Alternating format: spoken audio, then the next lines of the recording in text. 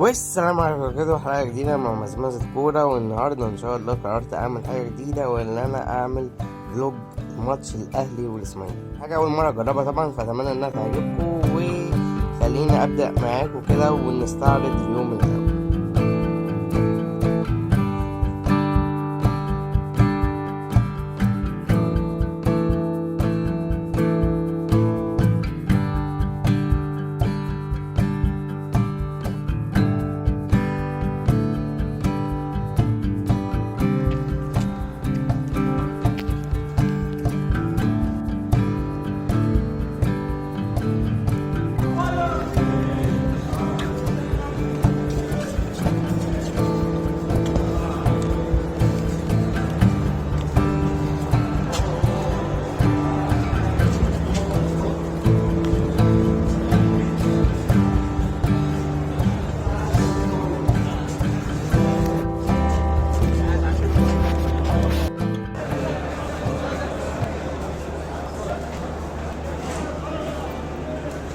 أول مرة مزمزة فلوجز. النهاردة ماتش الأهلي والإسماعيلي، احنا في برج العرب أهو، فاضل بتاع نص ساعة على بداية الماتش. دلوقتي اللعيبة بدأت تخش أهو، وهوريك المنظر.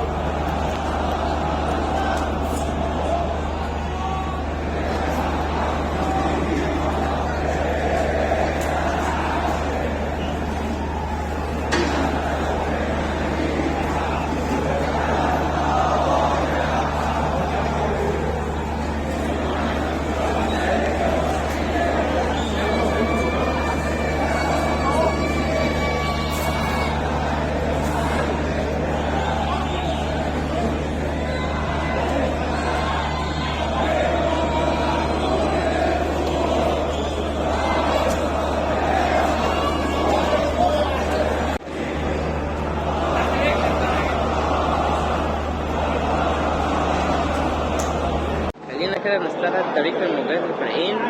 بما اننا على برج العرب، فخلينا نقول على الماتشات اللي هي كانت في برج العرب.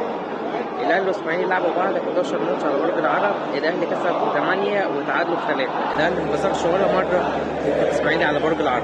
لعيب التجهيز الحالي تقريبا اكتر لعيب من الاهلي بيتالق على ملعب برج العرب هو بيرسي تاو. بيرسي تاو سجل على برج العرب 5 أهداف.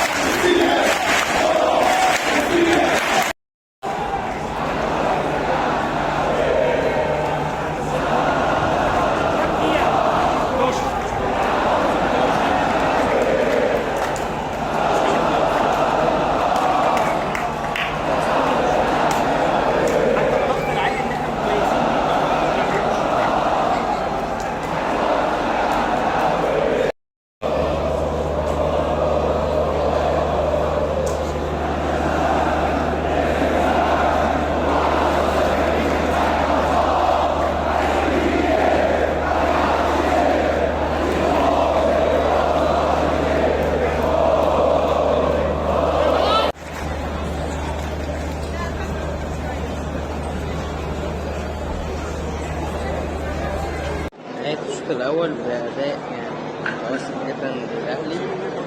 الحمد لله قدمنا الجونين، بس الخوف كله يمكن النقطة السلبية كانت إصابة إمام عاشور وطلع بيعيط، فربنا يستر كده متبقاش إصابة قوية.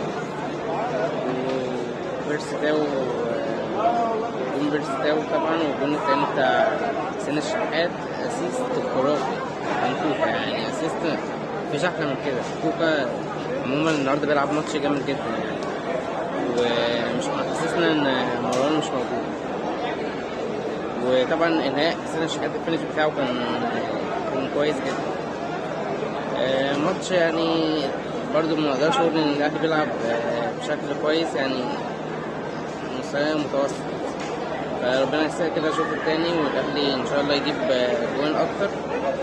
للاسف الاهلي في الشوط ده كان بيهاجم من ناحيه المرمى البعيد عننا، فيهاجم بقى ناحيه المرمى القصادي، فان شاء الله يجيب جوان اكتر كده والماتش يحلو اكتر.